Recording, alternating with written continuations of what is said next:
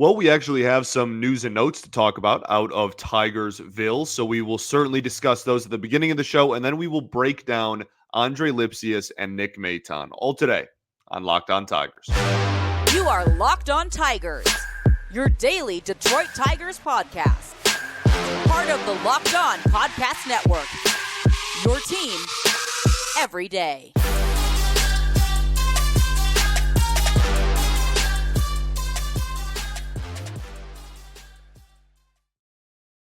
What is up, everybody? Welcome back to another edition of Locked On Tigers. I'm, of course, your host, Scott Bentley. Today is Friday, October 20th, 2023. Thank you so much for making Locked On Tigers your first listen every single day. We are free and available wherever you get your podcasts, including YouTube, part of the Locked On Podcast Network, your team every day.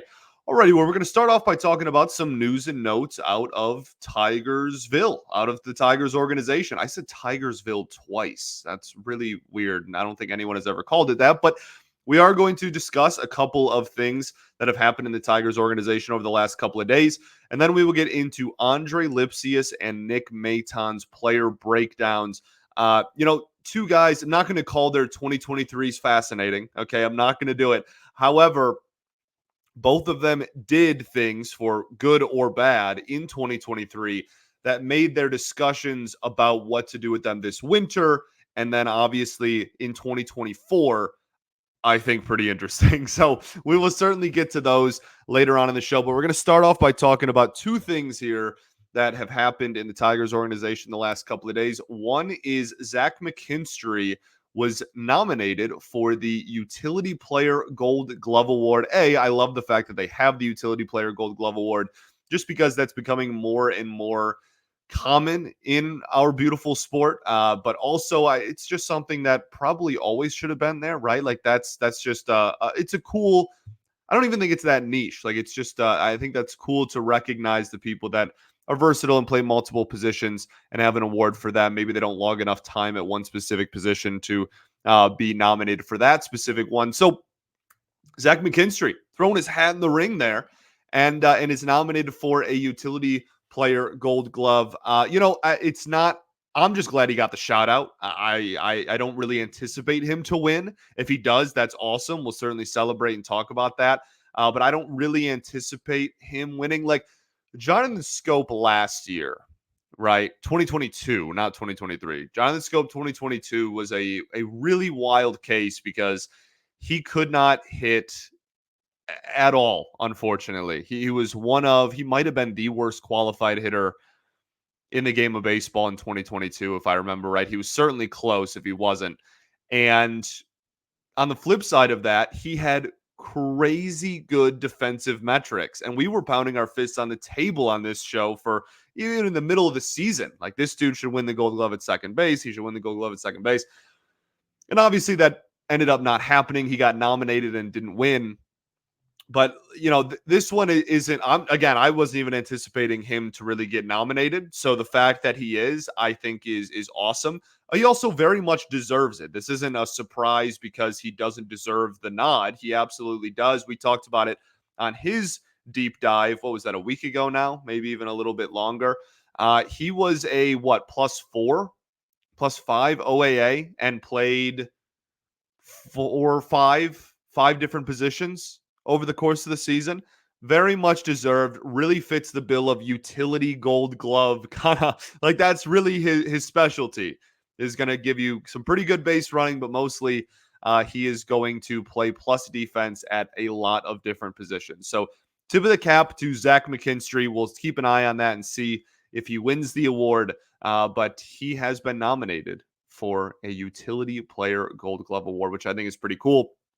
And then the next topic to talk about is not nearly as fun. The Detroit Tigers Dominican Republic Academy was robbed at gunpoint 2 days ago as you're listening to this. Well, I guess maybe even 3 days ago as you're listening to this. But, I mean, scary stuff, obviously. And this is no longer, is this just a Tigers issue, is really the only thing that I have to say about it. This is now, and Evan Petzold of the Freep did a phenomenal reporting, did a phenomenal breakdown and wrote an article about this entire situation. So go check that out for sure. But this is now 16 at the time of this recording. 16 of 30 major league teams have had their academies robbed at gunpoint now.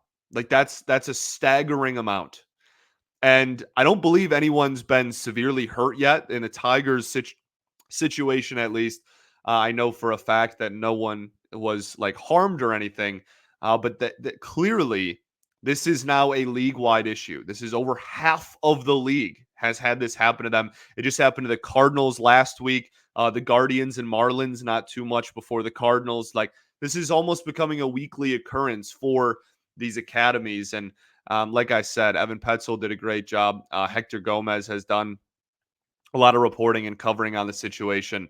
So be sure to check him out as well if you want to be more informed in this. But yeah, just really, I don't have too much else to add. I don't certainly am not going to come on here and tell you that I have like a solution to this or anything. I don't know the ins and outs of the situation, but it's something that happened in the Tigers organization. Some players were in the building while it happened. Like that's a scary thing. So just wanted to bring that up and acknowledge it and talk about, again, the league-wide effects that this is happening, not that this is affecting, rather, not just that this is, like this something bad happened to the Tigers. No, this is a large majority of the league at this point. And that's scary stuff that shouldn't be happening if we can avoid it. So hopefully something will be done by whether it's baseball or the teams or the owners, whoever has to inflict change to prevent this from happening going forward. Hopefully that does happen because, like I said, pretty scary stuff. Okay, let's get into our player breakdowns, shall we? Our deep dives, is that what we're calling them? Let's talk about Andre Lipcius and Nick Maton.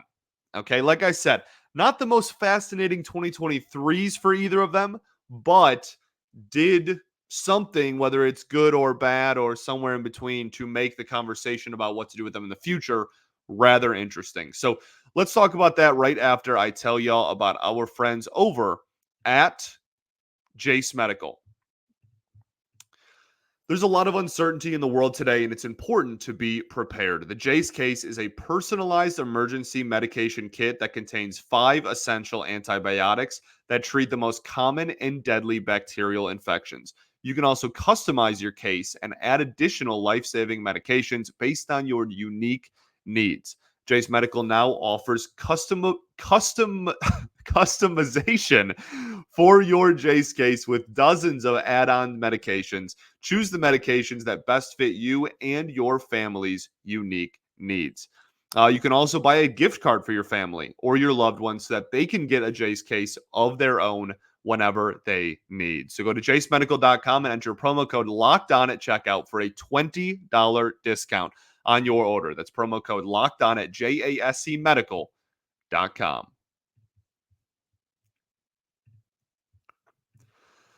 All right, everybody, welcome back here. Segment 2 of Locked On Tigers. I appreciate y'all for tuning in, making us your first listen every single day. Shout out to the everydayers that do tune in every day. We'll be back on Monday, and Monday's episode will, in fact, be our mailbag. So we're going to give you the whole weekend here to ask some questions.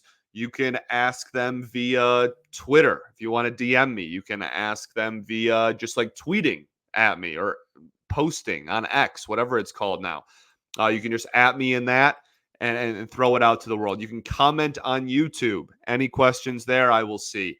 As long as I have the ability to see it, I will try to answer it and get through as many as we can on Monday's show. And if we have a ton of questions, then maybe we'll even take Monday and Tuesday to go through and answer as many questions as we can. Okay, so that'll be Monday's show. So be sure to get your questions in over the weekend. I record on Sunday afternoon. So anything after Sunday afternoon will not be answered. So let's talk about Andre Lipcius and Nick Maton, shall we? We're going to start with Andre Lipcius. You know, the profile here is something that I had been a fan of when he was in the minors, right? And when he was in Double-A, what was it, last year? He was walking. It was 2022. He was walking more than he was striking out. over like a huge sample size, like over the course of the whole season. He was walking more than he was striking out. I loved him because of that. As you all know, a massive fan of people that can draw walks. Talk about that a little bit more with Nick Maton, honestly, as well. But his final stats in 2023, Lipcius, and only 13 games played, he had a 286 average, a 342 OBP, a 400 slug, and a negative 0.2 F4. He was a pretty significant minus defender in his short stint in the majors. Walked at an 8% clip and struck out at a 21% clip. So those numbers are very far from bad. Those are fine. The concerns that I have with Lipcius at the next level is just, and in the minors, he raised the slugging percentage a little bit as the season went along. It was something that the organization wanted him to improve, and he was able to do that at the minor league level. At the major league level, when he steps into the batter's box and he swings, I just see no power coming from his swing. And is that developable? Yes. Is that something he can make adjustments on and correct and fix going down the road? Absolutely. But as it stands right now, he's 25 years old, was a third round pick back in 2019. He doesn't really have a set position defensively. When he did play in the defense, he was negative 5 OAA in 13 games, which is remarkable that it was that severely negative in that short of an amount of time. So was not a very good defender at pretty much majority third base. I think he got maybe a couple of reps at second as well. But a guy who can play multiple positions is great, but if you don't play any of them even halfway decently, then there's really the value of being able to play multiple positions goes away. He was in the 8th percentile in sprint speed, so certainly it's not going to help you on the base paths either. And in the batter's box, like all of my concerns just on eye test about, like, I just feel like he's not getting any power into the ball, like, ever, was really reflected in a lot of data. He had the home run, and then besides that, it was all singles, and then he had one double, but it was hit down the first baseline and bounced like in the dirt, and then just went to the corner, and he was able to get to second. He did not drive a ball besides the home run in his entire, again, it's 13 games. Okay. I'm not saying that if he played a full season, he'd have like a 250 slug. I'm not trying to say that he has absolutely zero power. He did homer in 13 games, but the hard hit rate was remarkably low. Like if it was prorated over the course of a full season, would have been in the single digit percentile in the league. Sweet spot percentage, same thing. Barrel rate, under 5th percentile. Average exit velocity was 87 miles an hour. That's very low. Expected slug was 356. His actual slug was 400. His expected slug, based on how hard he hits the ball, was 356. That is very, very little power if that was a guy who was playing a full season. So I'm not just like giving up on him. I'm not saying that he can never be anything. Okay. Not what I'm saying. All I am saying is that in the short sample size we saw at the major league level, objectively, there was zero pop in his bat. And in AAA, before he got called up, he went on a tear, and that's what led to the call up. He went on a power streak in AAA before the call up. So it is possible for him to make those adjustments, and I hope that he is able to.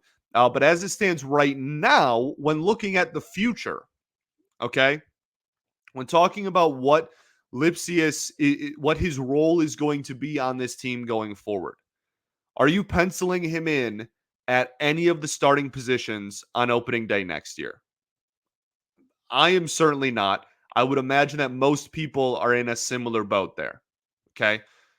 Now, we have plenty of these utility, can play multiple position type of players. We have like 37 on our roster. Obviously, not all of those dudes are going to make it through the winter. We have to have that conversation at some point as well. I'm sure that that'll be asked in the mailbag, honestly, as well. So we have plenty of guys who fit that, versatile, play multiple positions role.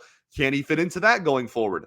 Maybe, but a lot of things need to be adjusted on. One, again, I'll reiterate what I said earlier. It doesn't matter if you can play multiple positions if you don't play any of them well. The value of being versatile goes out the window if you're a significant negative at all the positions you play. Okay, so he needs to find at least one position where he's semi comfortable and where the numbers are going to look somewhat decent on the defensive side of the ball. Whether that's second, whether that's third, whether that's left field, I don't really care, but you need to have at least one of those.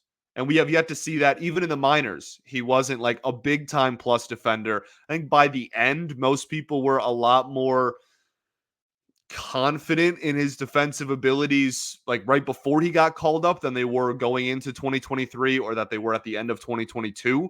But that's not a big enough jump to, again, like in the majors, objectively, he struggled in the field. So need to correct that. And then obviously I'm just reiterating myself at this point all around, but need to be able to prove that you can hit the ball hard. Right now, I would say Lipcius is going to be on this 40-man roster next year, but I would fully expect him to be in Toledo throughout most of next season. Now, if injuries happen, having that as a depth option is certainly not a bad thing. He walked at a decent clip. The one thing he had going for him was he didn't chase. He didn't expand the zone. His chase rate was really, really solid in his short stint in the majors. But there is a lot of things that need to be tweaked and adjusted for him to be a mainstay at the major league level. And I think that next year, like you just put him on the 40-man last fall, right? Like after the season was done in 2022 was when he was finally put on the 40.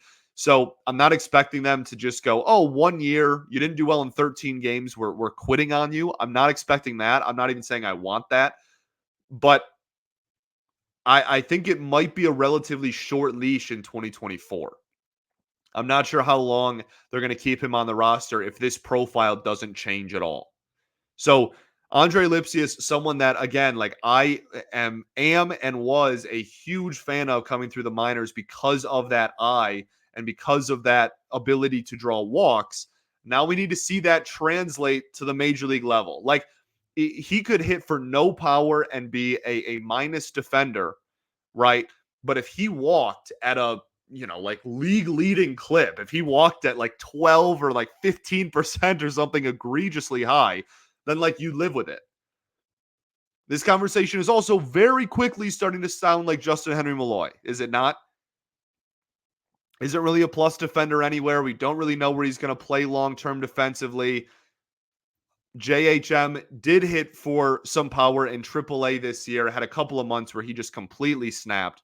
But like there is still concerns about whether he has legitimate power at the major league level. There's a huge difference between those two levels of power, right? So Lipcius is going to have to really make either drawing walks his calling card or improve on the things we've already talked about. Okay, cool. So that's kind of where I stand on him. I think he probably makes it through the winter. We'll have when we get post World Series, or at least closer to the World Series, and we finish these deep dives, we'll have more of a conversation about like who is probably going to get off the 40-man, who's going to stay on the 40-man. We'll have one of those episodes. We do that every offseason as well. But in terms of Lipcius, I think probably makes it through the winter. Not that if, they went out and signed a bunch of players that he wouldn't be someone they'd take a look at removing to make room for those guys, but I think he probably makes it through. You have plenty of other guys you can get rid of first. But 2024, I expect him to start the season and play a majority of next year again back in Toledo. That takes us to Nick Maton, who is wildly fascinating because Nick Maton does not have any minor league options left, which makes the conversation about what to do with him a lot more fascinating than Andre Lipcius, who has options still available to him. We will talk about Nick Maton right after I tell y'all about our friends over at Sleeper. The MLB playoffs are here, which means that this is your chance to 100 times your cash on daily fantasy baseball. Baseball has never been more exciting than it is now. There's tons of stars all over the league. We are getting fantastic playoff baseball right now. And you can go and pick on one of these stars and choose stats like home runs, hits, strikeouts, and more, and pick more or less for these stars in their games. And you could get up to 100 times your payout on Sleeper. Get your picks right, and you could win big. Use promo code LOCKEDON, and you'll get up to a $100 match on your first deposit. Terms and conditions apply. See Sleeper's terms of use for details.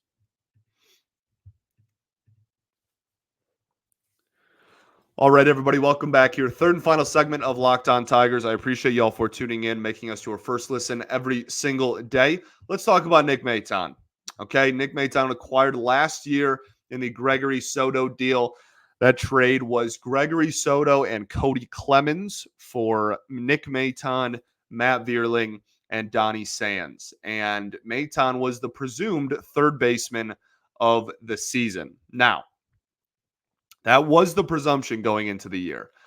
We also said a lot on this show, at least, that Nick Maton, he's going to get the first opportunity, but I fully expect this team to have a revolving door and play 5+ third basemen there throughout the year. Kind of surprised Justin Henry Malloy never got an opportunity. That's a conversation for a different day, but there was certainly a revolving door there, right? By the end of the year, we had Matt Vierling playing there.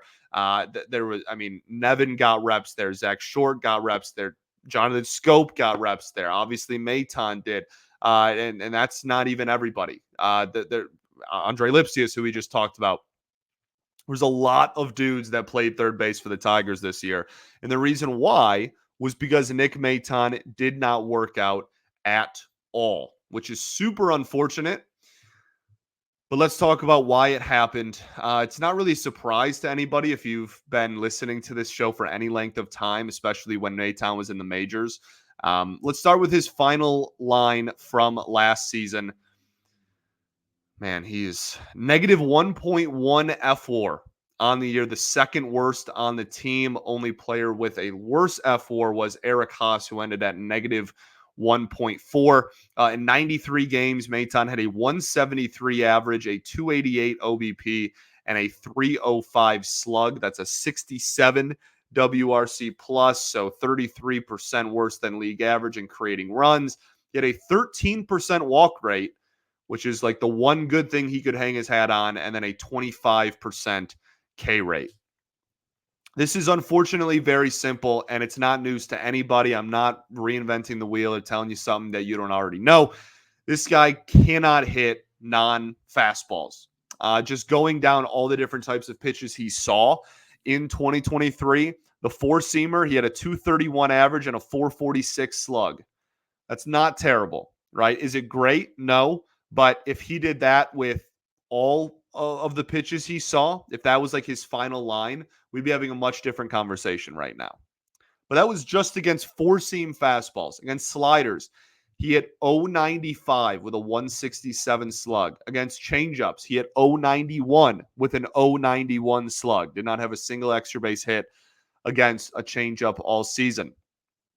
Curveball, 219 batting average, 375 slug.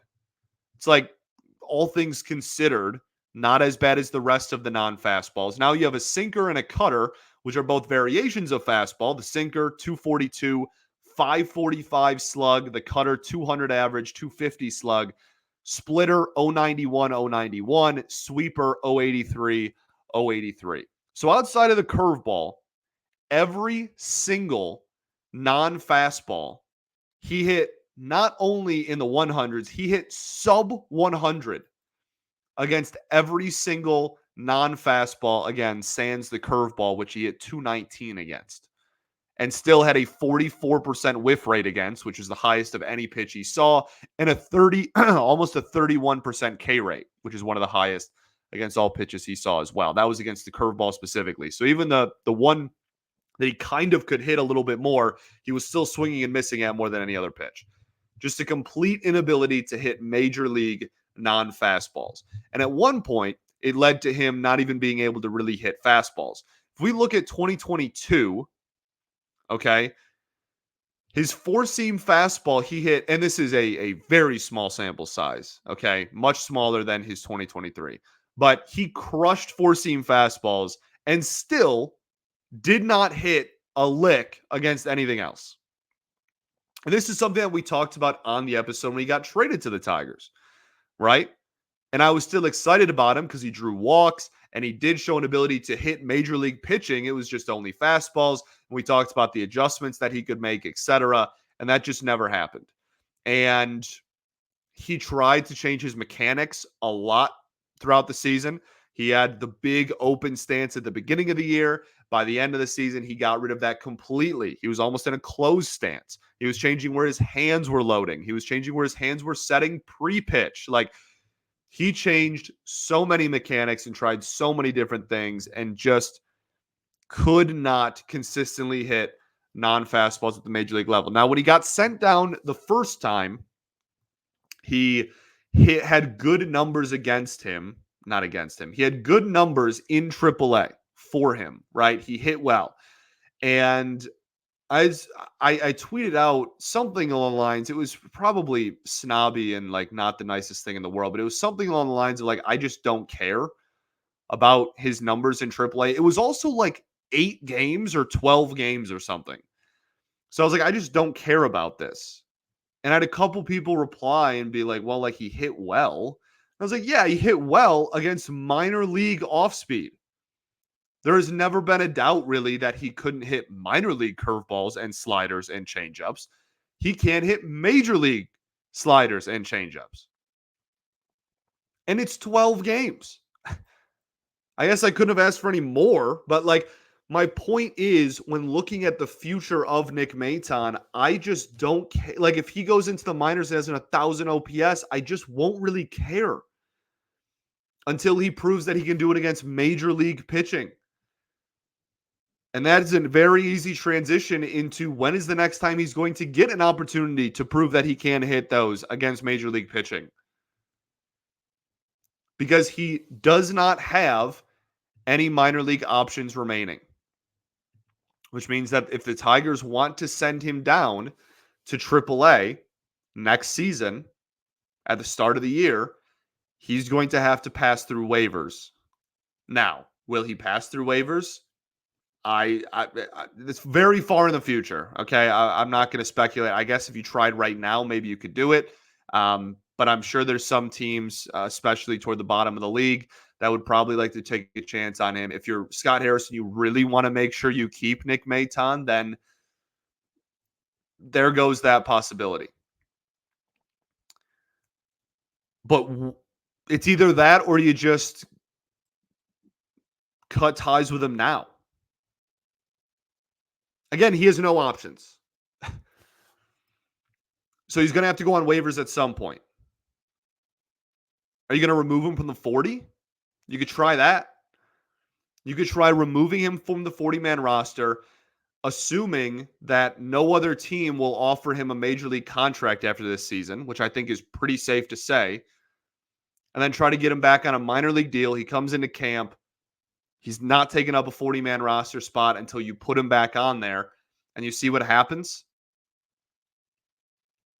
But I guess my point is, we'll talk about more again, like strategy and what to do with the current 40-man roster a little bit later in the offseason. But I guess my point is right now, I don't see any way that you can put Maton on your major league roster to start off 2024. Performance, contract, whatever you want to point to, none of it lines up to him being a Major League Baseball player in April or March, I guess, of 2024. And then we didn't even mention the fact that even with all of this, like struggles on offense, he was also, he really struggled defensively as well. He was in the 2nd percentile in OAA. He had a negative 11 outs above average at third base. That's in the bottom 2% of the league. So I think that Harris, the odds of him completely cutting ties with Maton a year after the trade seems pretty slim to me. I think he wants to see it through. But I also think there is next to zero justification for this dude being on the 40-man roster come spring training of next year, when you know that he's going to have to get put on waivers anyway. Maybe he makes it through the winter and then they do like what a lot of teams do, right? Right before opening day, a lot of players are put on waivers because of So maybe he's one of those guys that makes it through the winter, makes it through spring, and then is put on waivers right before opening day. But when the Tigers play a regular season baseball game again, I'm rather confident that Nick Maton will not be on the 40-man roster, not only the Major League roster, on opening day of 2024. The one thing that he has going for him in the future is that he can draw walks, and he does have a good sense of what is a strike and what isn't a strike. The issue is if you just throw him sliders in the strike zone, he's not hitting them. So that is clearly the adjustment he needs to make. That is clearly the next step if he wants to find his way back on this roster, on this 40-man roster, that is. And I hope that he can, because I would love a dude that can walk like 12 or 13% of the time on my roster. That would be freaking awesome. But like when your OPS is in the 500s and you're a big time minus defender, unfortunately, that doesn't outweigh a high walk rate. So we'll see what happens with him throughout the winter. Thanks for making Locked On Tigers your first listen every single day. I appreciate y'all for tuning in, making us your first listen every day. Shout out to the everydayers that do. We'll be back on Monday with a mailbag. Mailbag. Okay? Comment again. You can DM me on Twitter. You can tweet at me. Just make sure you at me so I can see it. You can comment on YouTube. Those are, I guess, the three main ways that you can ask a question, and we will go through as many as we can on Monday. And if that overflows into Tuesday's episode, then we'll do that as well. But y'all always ask really good questions, and we always get a good response on those. So we will be back on Monday. Peace and love. Going to therapy's dope. I'll catch y'all then, baby. Go Tigers.